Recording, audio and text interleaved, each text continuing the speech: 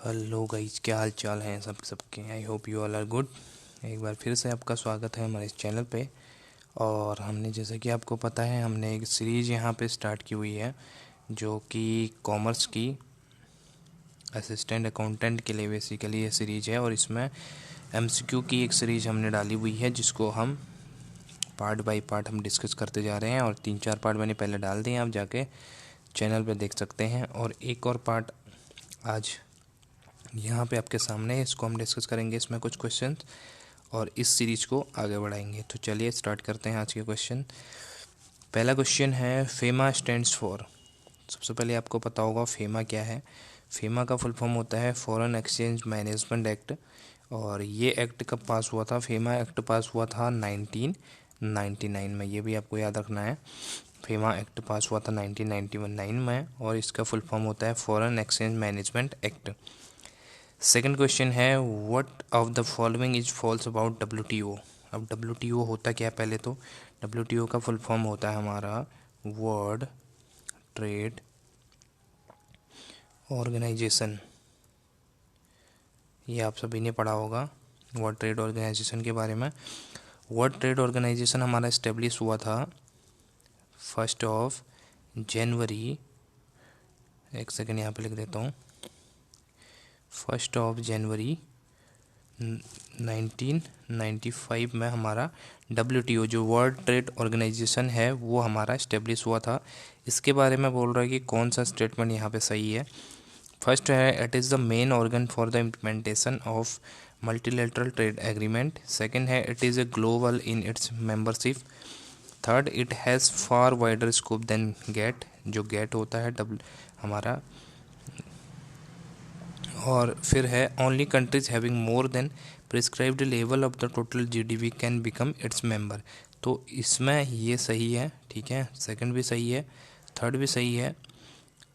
और फोर्थ वाला जो हमारा बताया गया है ये यहाँ पे स्टेटमेंट गलत है, क्योंकि जो कंट्रीज का जीडीपी लेवल लो है वो प्रिस्क्राइब लो लेवल वाले भी इसमें मेंबर हो सकते हैं। और इसमें बोल रहा है कि जो प्रिस्क्राइब्ड किया गया है जो जीडीपी का लेवल, उससे अपर लेवल वाले ही यहाँ पे मेंबर बन सकते हैं, जो कि हमारा गलत स्टेटमेंट है।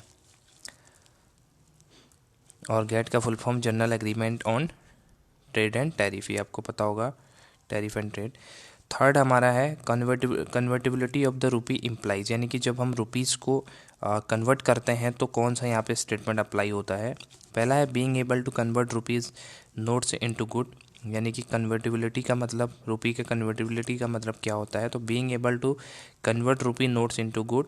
सेकंड है, allowing the value of the rupee to the fixed by market forces.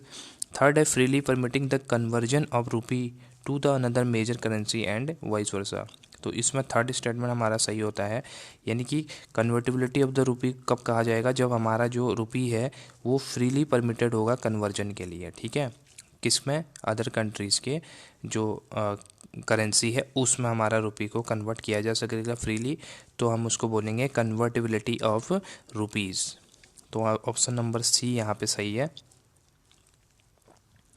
Next question है, has founded to act and permanent watch dog on the international trade.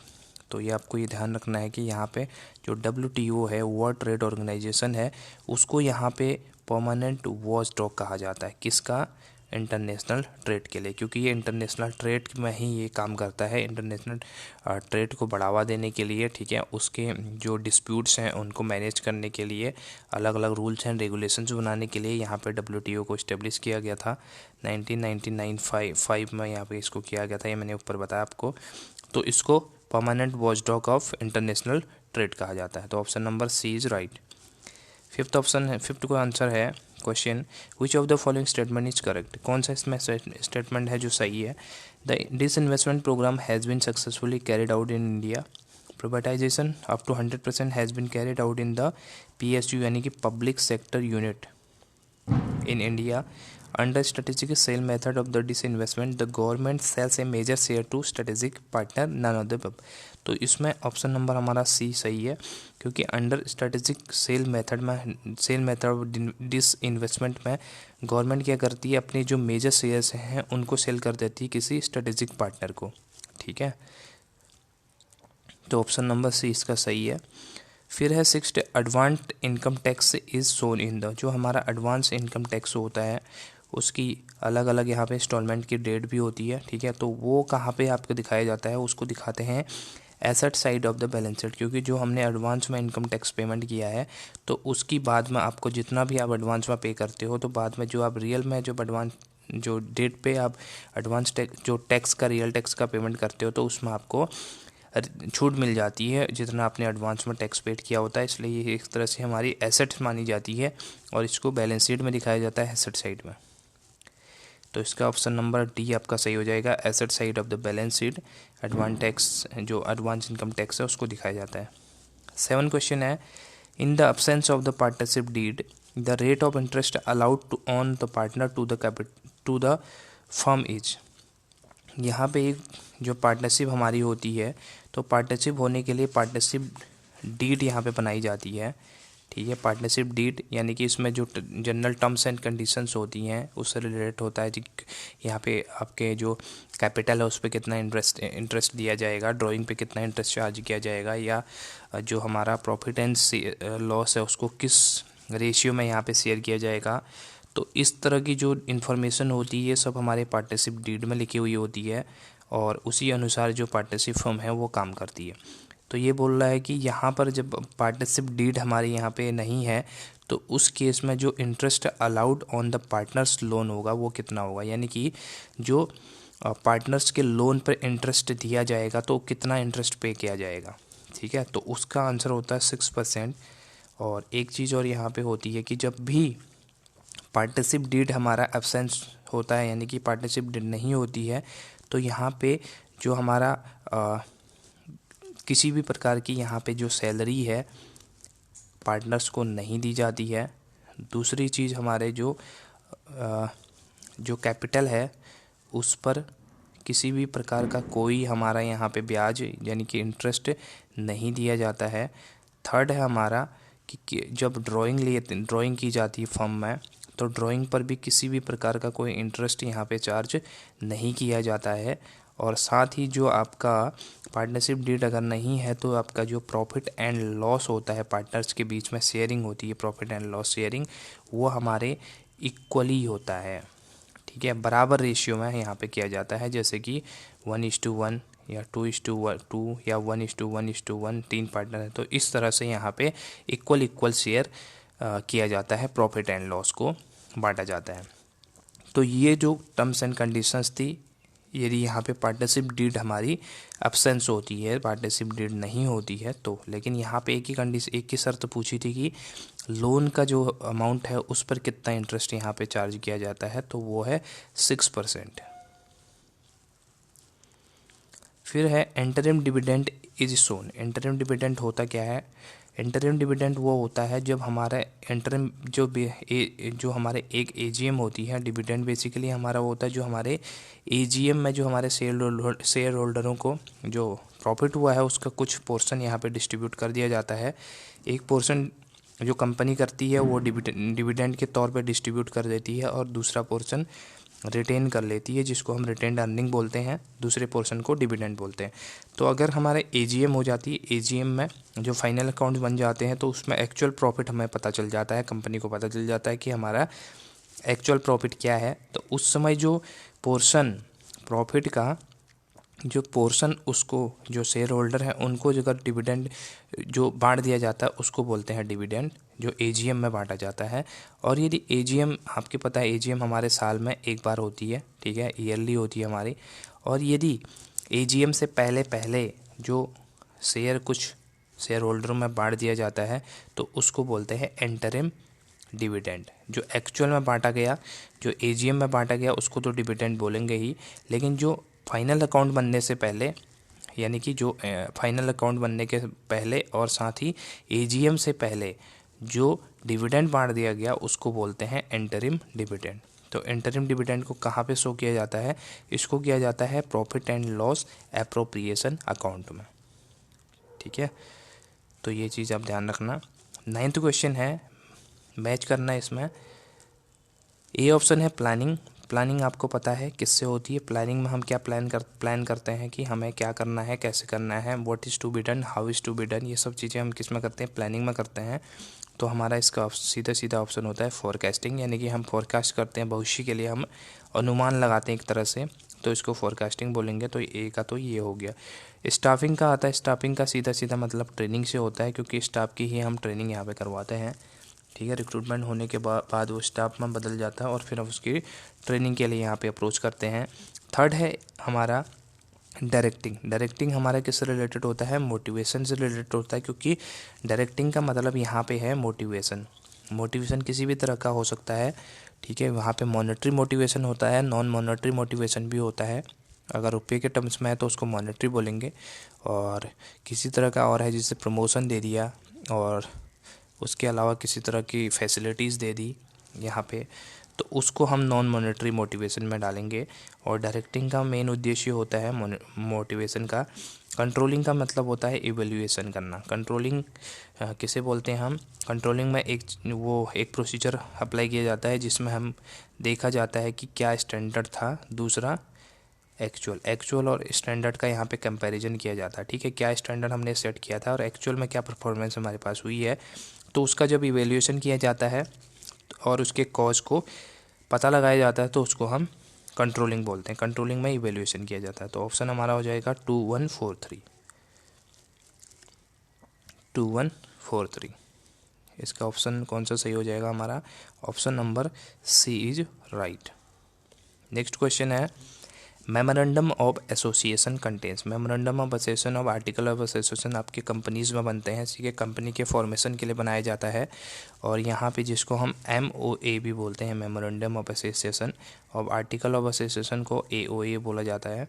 और मेमोरेंडम ऑफ एसोसिएशन में क्या क्या include किया जाता है, इसमें तीनों चीज़ इंक्लूड की जाती है। ऑब्जेक्टिव क्लोज होता है, क्या क्या ऑब्जेक्टिव होने वाले हैं।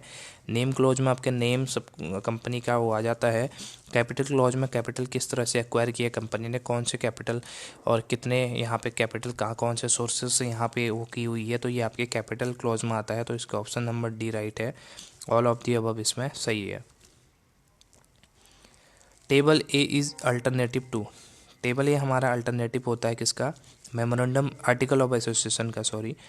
टेबल अगर आर्टिकल ऑफ एसोसिएशन की एब्सेंस है तो यहाँ पर टेबल ए को प्रेफर कर दिया जाता है, ठीक है। दोनों एक ही चीज़ है, अगर उसकी अल्टरनेट है एक तरह से उसका, ठीक है। USA में इसको बेसिकली जो अप्लाई किया गया था कि जहाँ पर आपका आर्टिकल ऑफ एसोसिएशन नहीं है तो टेबल ए को प्रेफर कर दिया जाता था।